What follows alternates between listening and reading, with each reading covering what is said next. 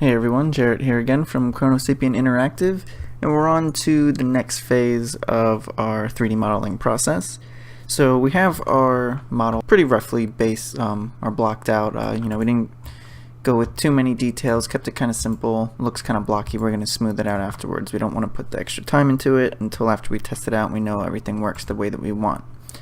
So if we look at our outliner, I went ahead and put these all into or under one object. I guess I don't need to expand that out. So if I click on this object, everything goes underneath it, and then we have the different parts, the two different wings, and then the different blades. I have them in groups right now, just because after we finish everything off, then we'll go ahead and combine these. But right now I have them separate in case I need to make any changes. It'll be easier that way.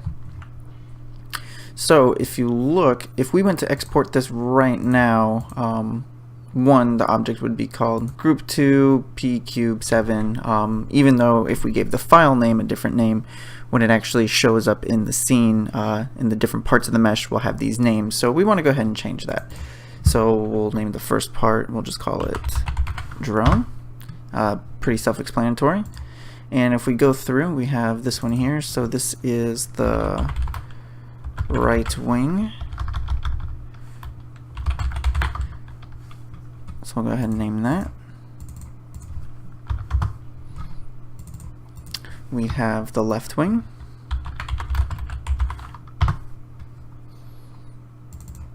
And these are the back blades and front blades. And then we'll just call this the eye because it's in the front. Essentially that's what it is. Actually, let's call it camera eye. If it's a drone, that's what it would be. And the reason all these are separate because these are going to be moving parts, and if we look inside here, we have blades as well, because we want these to rotate independently. So we have these named, and if we look at the base and we look at our attribute editor, I did assign some materials. That's why we have the black here, these little lights and whatnot. And if we look in our attribute editor, we don't have the standard Lambert shader in there.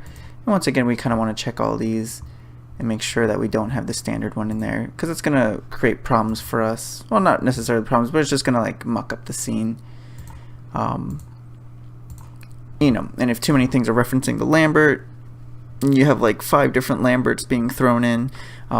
Say if you do have one where you did change a color and then you want to adjust it while you're within the scene, it's going to be a lot harder to figure out which one is which. So that's why we want to make sure we don't have the base Lambert on any of these.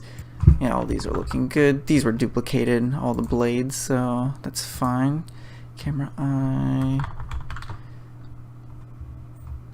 Alright, cool. So that's good. So we have them named the way we want. We have them within the hierarchy. So the wing has the blades underneath that. So the wing's going to be able to move, then the blades next. The eye is going to be able to move independently.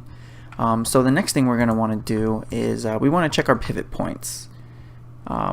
Because pretty much where the things are going to be interacting, we want them to have a good point of interaction. We also want to freeze the transformations. So right now, if we were to look at the wing, it's done in the center, which actually isn't too bad, but let's say if I wanted to rotate from here, it makes it a little bit difficult as opposed to if I have it a little bit closer to where it would be attached on the inside, because if it's attached on the side here, it's not going to pivot from the center, it's going to move from there. So let's go ahead and we'll do Control 1 to kind of solo this out.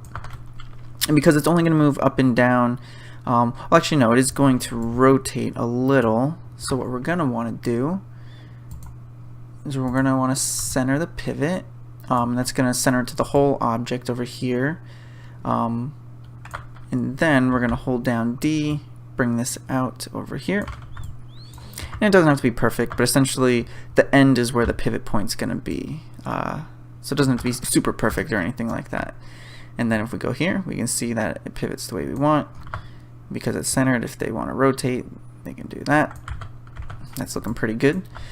So now that we have that pivot point there, and also another thing to know is that so I created this the left wing first, and then I duplicated it, and when I duplicated it, I went ahead and mirrored it afterwards, so it has a negative scale over here.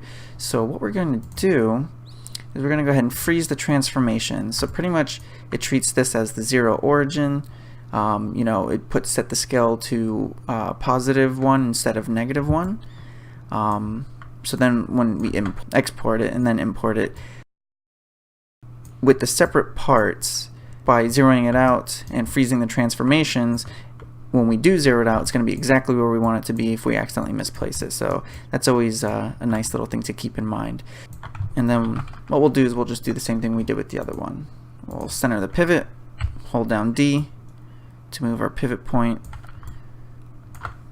get it kind of close to the edge. It doesn't have to be perfect. And then we'll go ahead and freeze the transformation. That looks good. And within the wings, we have these blades. Now, I already have the blade, like when I put them, because I basically did a special duplicate, which, you know, I just created one of these, and then I chose how many I wanted to over a 360-degree axis. So that's how I got all these without having to place them individually and rotate them, anything like that. So I already had the pivot point there. So this one's easy. All we have to do is freeze the transformation of this group. Same thing for this one. We just want to freeze the transformation. We're going to do the same thing for these other blades. Just go ahead and freeze the transformations. And since we did it for the other ones, we can actually hit G's for this next one, and it's going to go ahead and repeat the last thing that we did, which was freeze the transformations. So if we look, we can rotate this. That rotates pretty nice on there. Let's undo that. Just kind of want to check all of them, make sure that they move the way that we want, and then we're going to actually go ahead and do the same exact thing once we're in the scene. And once again, because this is our starting point with these a little bit angled, you know, if I accidentally have it like this and I want to get it exactly right, rather than having to, you know, line it back up or hit Z a bunch of times and, you know, maybe not get the desired result that I want, I can just go here, type in 0, and it's going to be exactly where I want it to be. And then, last but not least, we're going to do the same thing for the camera eye. So right now that's kind of centered to it. So actually let's go ahead and double check. We do want it centered because it is symmetrical mesh. Same thing, we're just going to pull this back to a little bit on the inside, and we want this to be able to rotate up and down. That looks pretty good. Go to the side. That looks pretty good. Nice. And as you can see, because before I did change some scale, and obviously, you know, some rotations when I made the mesh. So this one, because I haven't deleted any of the history or the transformations, anything like that, you know, we had these translates here. The scale's been changed. So if we go ahead and freeze the transformations, sets the scale to 1, zeroes that all out. Same thing as all the other ones, and they're good to go. So pretty much that's about it. It's just, you know, making sure the hierarchy is set up right and have, you know, things under the right things. So, you know, with these we want the blades underneath the wing, so when we move the wing it moves the blades with it, but the blades can move independently of the wing as well. You know, the eye, or the camera eye, is here, so, you know, just having these set up, keeping like things near each other, and then what we can do is we can go ahead and export it from there. I like to use the game exporter. Usually it's just a lot easier to navigate this menu, I feel. And we're going to want to export selection. If we export all, sometimes we'll, like, you know, get these image planes or all these other things in here. Sometimes if you accidentally add something, you don't realize, like the set 1, it would carry that over, so when we bring the mesh in, that's going to be extra things added to the scene that we don't necessarily need in there. It just makes it a little bit confusing. You know, we can keep all of this pretty standard, nothing doing crazy with this, and then we're going to choose the folder that we want it in. I always like to put it in the asset folder because this is now an asset that I'm going to be exporting. We'll call it drone test for now, because we are going to be testing it, and that way when we have the final one, rather than calling that final, we can just call it drone and we'll know which one it is. We'll hit export, export successful, And it's as simple as that. So now that we have this exported, we can go ahead and bring it into the scene and double check and make sure that any of our transforms went through okay and that it's set up so that way when anyone down the line, and it's going to be, you know, making scripts to make any of the parts move, animating any of those parts, it'll be good to go, and they can do that all in code, and it'll be set up nice, and they don't have to question, like, you know, what piece is which because I don't know this name. I have to click to see where it is first. They'll know exactly what it is, and we're good to go. So yep, now we're gonna go ahead and bring it into Unity, and once again double check, make sure everything goes according to plan, and just kind of see like what it's gonna look like from the game view. Alright, well, that's it for that. Thanks for joining me, and I'll see you in the next step.